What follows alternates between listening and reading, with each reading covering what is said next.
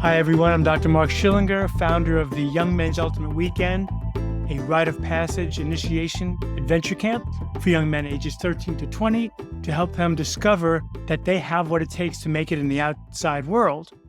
I'm also the founder of Challenging Teenage Sons, an organization that's devoted to helping parents and their teen sons have more caring and cooperative relationships.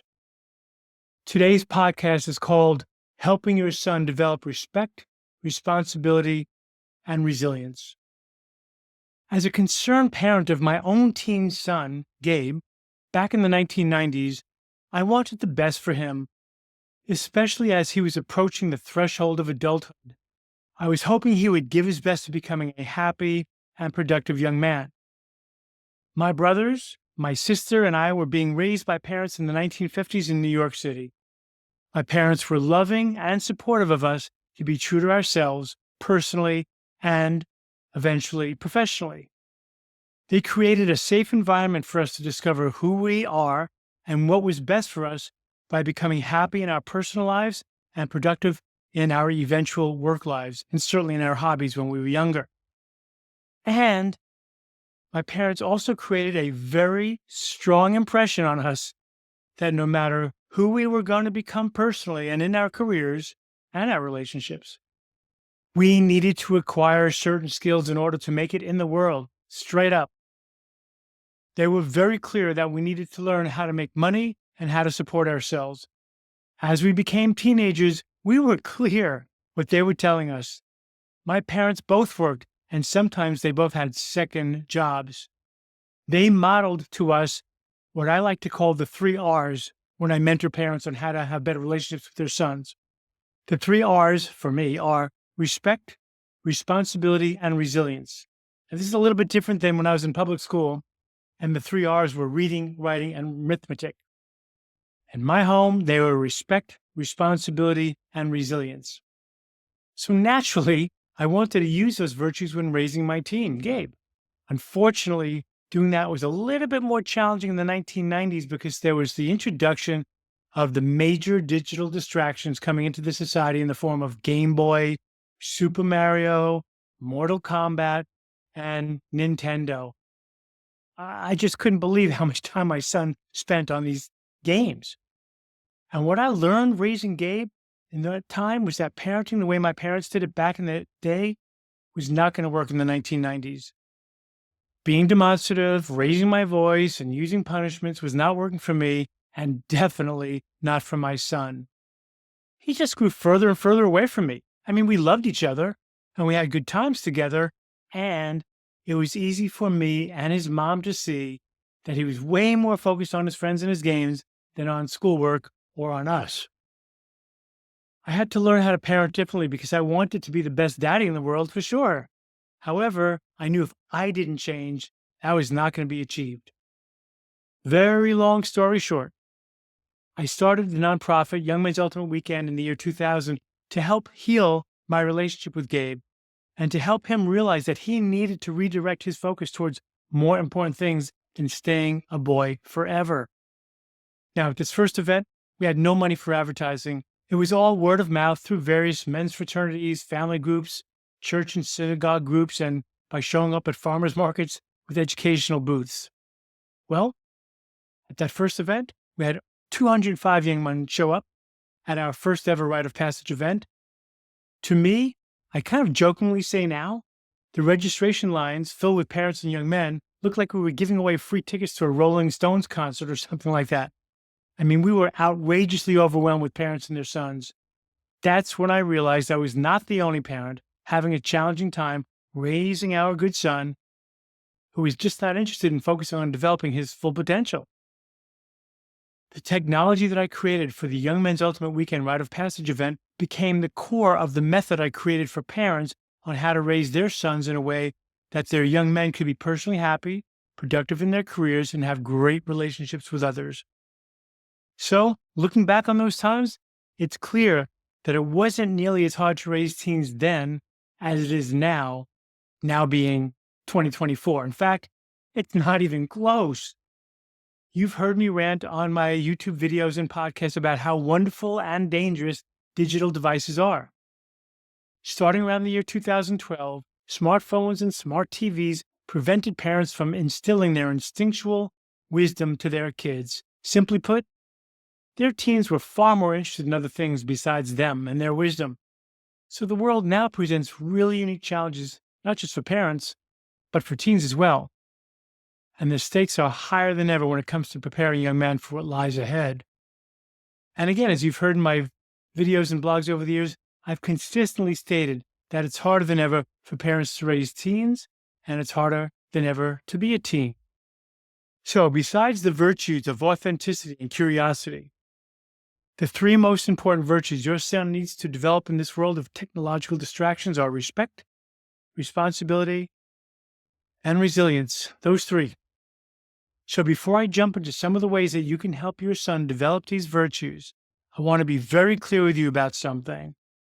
I've been mentoring parents and their teen sons to have more caring and cooperative relationships for 25 years now, and I can clearly tell you that if parents don't have a method or a way to teach those virtues to their sons, those young men are going to be led astray and be more likely to become a bad statistic. And here's what I mean by a bad statistic. Like now, in the year 2024, young men are dropping out of high school, not getting admitted to colleges, and are dropping out of colleges at an extremely high rate.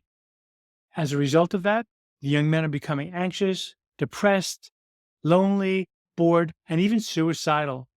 And on top of that, many of these good young men need to go live at home and stay at home. And often they do so until they're 25 or 30 when they figure it out, or worse, get thrown out.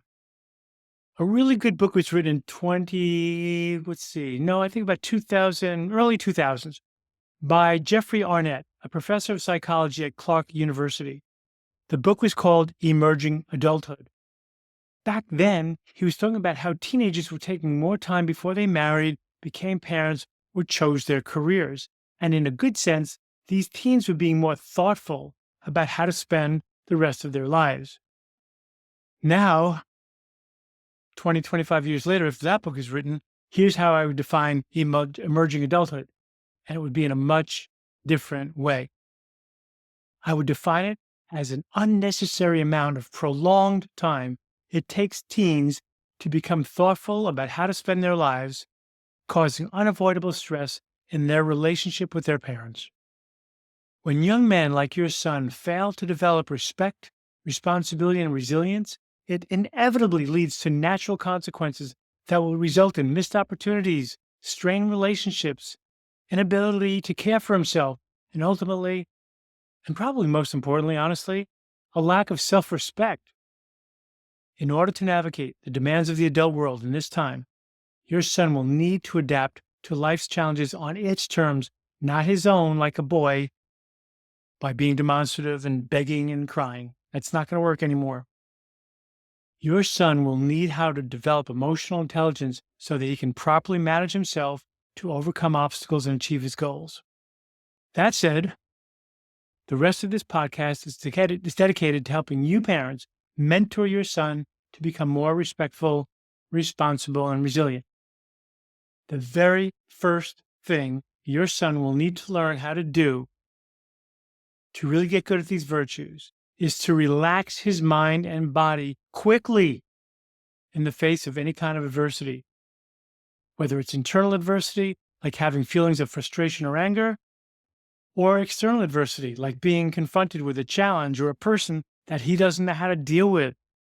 The very first thing I do when I mentor young men is to teach them a simple mindfulness-based stress reduction technique that allows them to calm their mind and their body within 15 seconds. I explain to them that they will not be able to respect themselves if they cannot regulate their thoughts and their emotions. Straight up. I don't sugarcoat with them. I let them know that even if they're the most wonderful person in the world, most of this world will not easily accept a human being who cannot calm himself down when he's agitated. And I tell the young men that if they can't regulate their thoughts and emotions quickly, then they're not going to earn the respect of others. And by doing so, their own sense of self-respect will go down. But if he can regulate his thoughts and emotions quickly, he'll earn the respect of others and his own self-respect will increase. So I let them know that when they respect themselves because they can regulate themselves, it's way easier to become more responsible and resilient.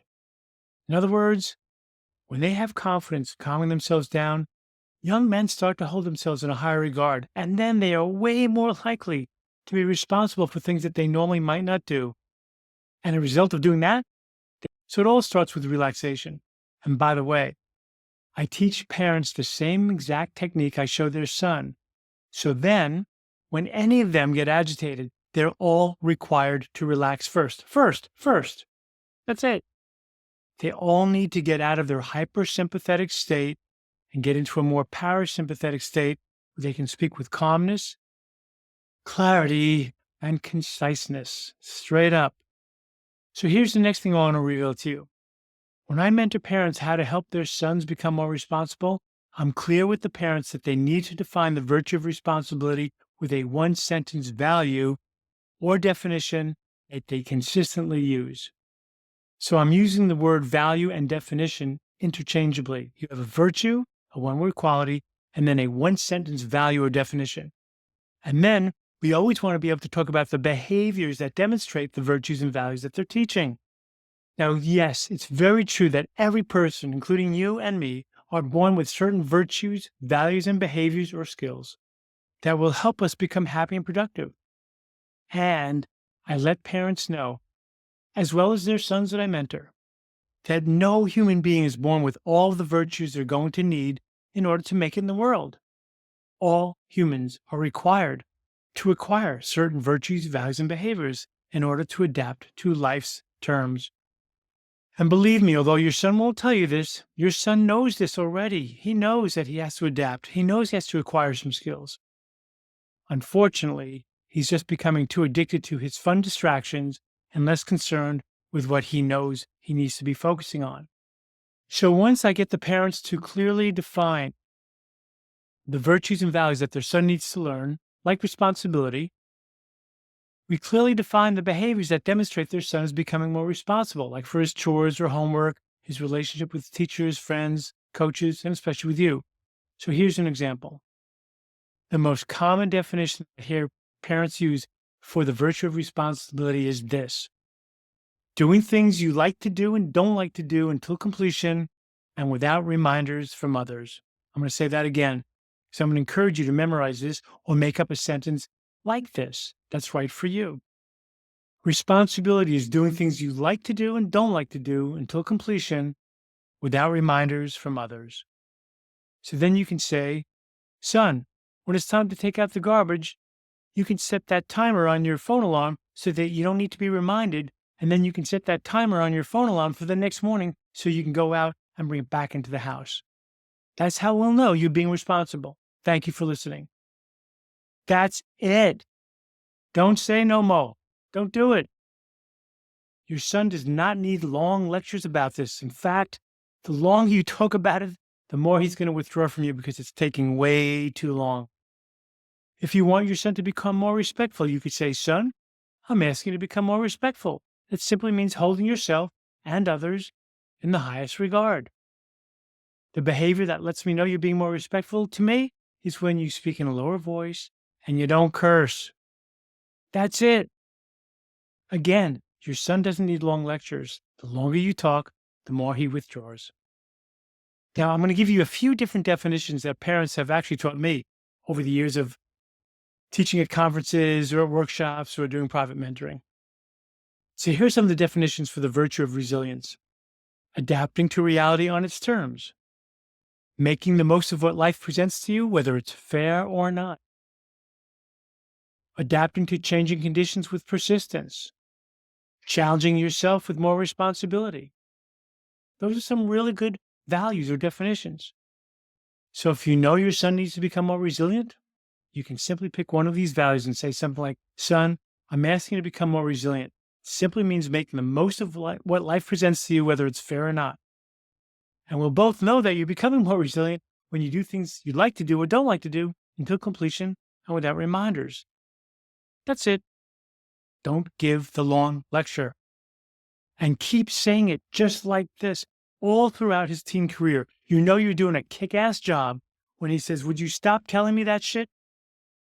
And then continue to tell him that shit until he gets that shit straight, just like that. And you do it calm and clear and concise. And finally, I want to talk to you about one more virtue. It's called accountability. Parents often confuse it with responsibility. A simple way to define the virtue of accountability is this: owning what you should have done or not done without excuses. The behavior that demonstrates accountability is just simply telling the truth about what's happening or not happening. You can just say, "That's all I'm asking you to do. Just tell me the truth about what's happening or not happening, or why you did or why you didn't." Straight. That's all I'm asking you to do. Now, of course, you have to stay calm when he says things you don't want to hear. Otherwise, he's never going to feel safe enough to be honest with you. In order to get accountable, he's going to lie. So you got to stay calm, clear, and concise. Now, it's not uncommon for you as a parent to argue with your son because he didn't become more accountable for what he's supposed to do. They will make up all sorts of lies and immature reasons why they didn't do what they should have done. When they make up their childlike reasons for not cooperating, like I said, just simply repeat the virtue, the value, and the behavior. There's no need to make up any more shit about this. It's just going to drive them away. So I want to end this section on virtues, values, and behaviors by saying this. Your son needs to know that there's a time limit to his life in your house. Not his bedroom, it's your bedroom. It's your home. I'm not saying that to be mean, believe me. My adult children are now 41 and 44, and I love them as much as I did when they were younger. I still hug them like they're my young kids. You can be loving, and you can be really clear about what the expectations are for them. That's how my parents didn't. That's how they did it, and that's how it worked.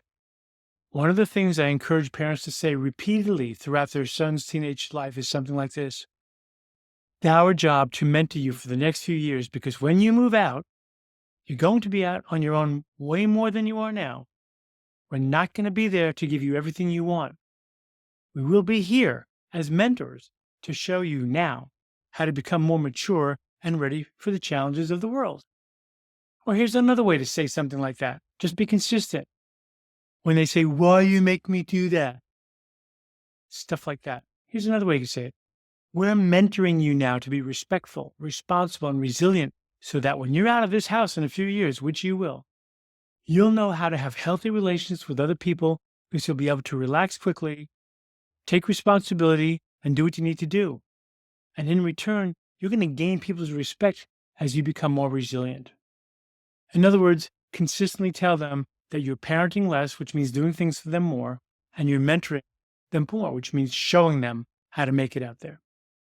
So, a couple more topics to talk about before we wind down the podcast. Let's talk about a subject that most parents don't do very well with: consequences. Now, you can listen to other podcasts and YouTube videos I've done over the years that talk a lot more about consequences than I will here. But I just want to summarize by saying that consequences are not punishments.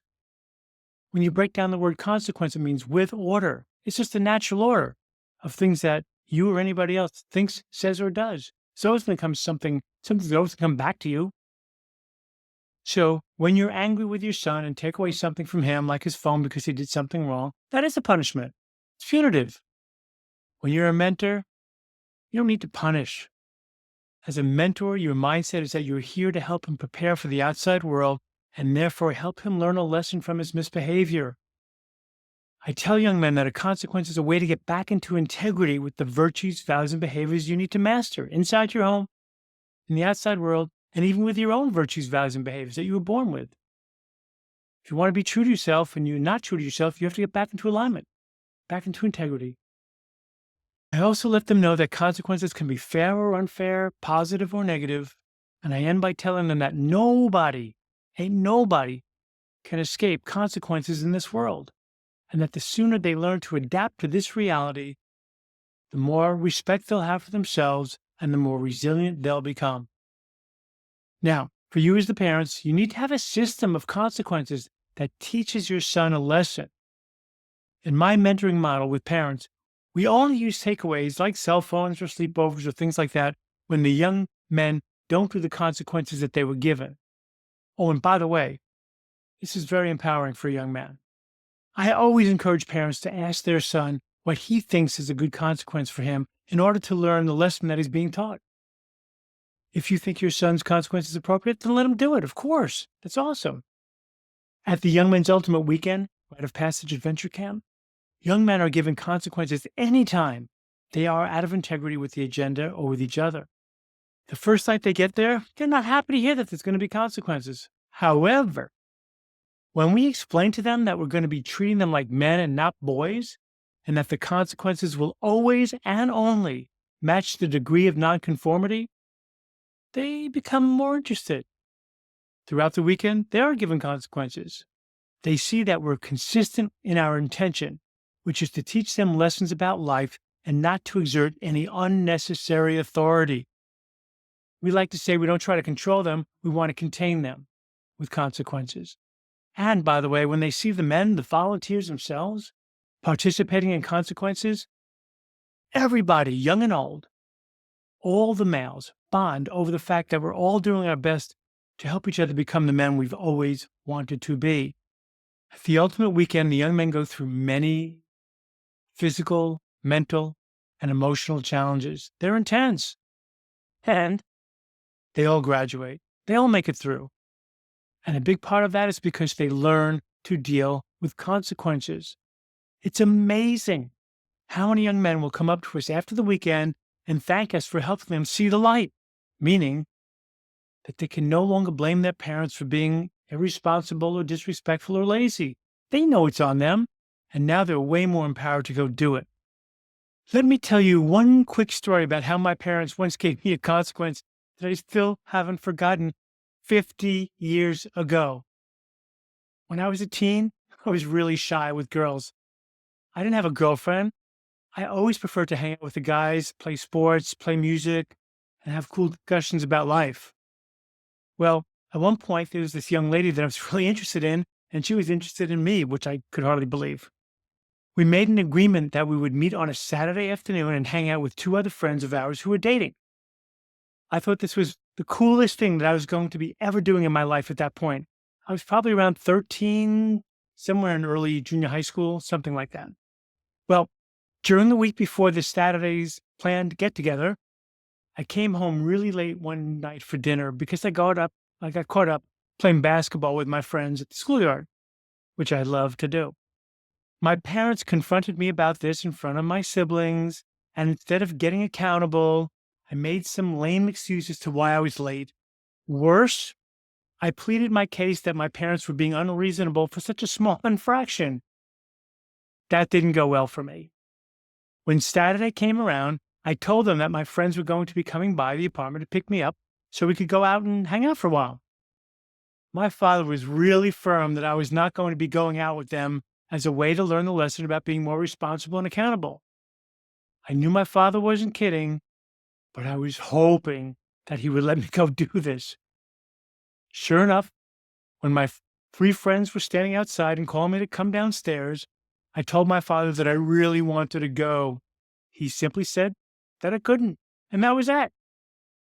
It was really painful to tell my friends that I couldn't come downstairs. And this was like my first date ever that I was actually going to follow through with, and I couldn't go. I was like a sad puppy dog.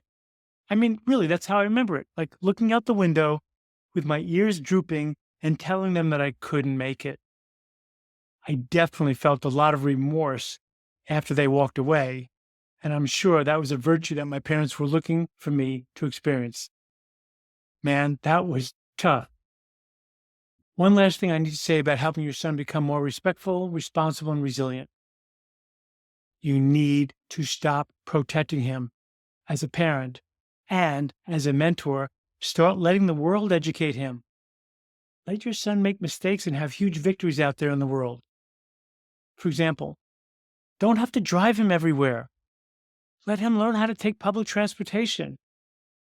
This is a very big step for him to see that he can take care of himself. It's huge for him to get out there like that. Make sure he gets outside. There's lots of scientific proof that shows that so much learning happens in the great outdoors, especially without the aid of technology. Nature will give your son a sense that there's something bigger than him especially if he gets lost and he needs to cope with that discomfort. And when your son gets into trouble with authorities like the school principal or law officers, let him pay the natural consequences. Do not shield him from the results of his actions. Let him learn to apologize and make amends with others. Encourage him to engage in after-school programs like sports, arts, a debate team, martial arts, anything that will get him to learn how to have real-time relationships with other people. This will definitely encourage him to think for himself, handle pressure, and not, eventually, to fall apart emotionally. We definitely coddle our kids, especially our teens' emotional realities by just trying to cover it up. They need to feel the results of their action and learn how to move on from that. Definitely stop giving your son so much allowance by the time he's 16 and let him get a part-time job. This will teach him time management and give him a sense of accomplishment. And one of the best consequences you can give to your son for misbehaving at home or at school is to volunteer at nonprofits of his choice, ideally. Volunteer. This will give him a sense of perspective that there's a world outside of himself that requires attention. Listen, we have young men who attend the Young Men's Ultimate Weekend as a participant. Well, after they participate twice, or if they participate once and they're 18 and over, they can become volunteers. And I am telling you, it is so beautiful to see these young men volunteering with the adult men. It's amazing to watch them start doing things that they're assigned to do. And sure, they have not a great attitude maybe right in the beginning, but by the time the weekend is over and they see all the adult men modeling a no-problem attitude, they become great volunteers. And they come back year after year, and eventually they become mentors of young men, which is a really cool thing. So in closing, I'd like to say that it's more important than ever in the history of this world for parents to act more like mentors and to find their sons mentors like me so that they are ready for what's coming out there. This world is changing so fast that most families, both parents and their children, are struggling to keep up. The old ways of raising children and being children are dramatically changing. Almost everybody and every family is struggling with this in some way. And the powers that be, like Amazon, Google, who else is out there? Who are the big guys? Facebook, Apple. They're financially incentivized to keep coming out with new products that we can consume so that we can suffer from the fear of missing out and then satisfy that suffering by more consuming and keeping up. Now, of course, their products also have great benefits to humanity. I get that. But you should know, and I certainly let young men know, and most of them actually already know this, that those big companies are causing a lot of people in the house to live in a home with stress and isolation and conflict because they're all so focused on their devices and their distractions. So it's our job as parents and as mentors to prepare our good sons to become more respectful, responsible, and resilient. And without our guidance, using a specific method or way, as I said earlier, many of our good sons will be led astray from realizing their true potential. Thank you so much for listening to this podcast. If you want to start receiving my weekly blogs and keeping up with my teachings, simply contact us at info@challengingteenagesons.com. If you have any questions or concerns, please reach out to me at info@challengingteenagesons.com. I assure you I will personally respond to your inquiries. It's my life calling, life purpose, to give parents the insight and instruction to show their sons how to become more proactive in their life's journey.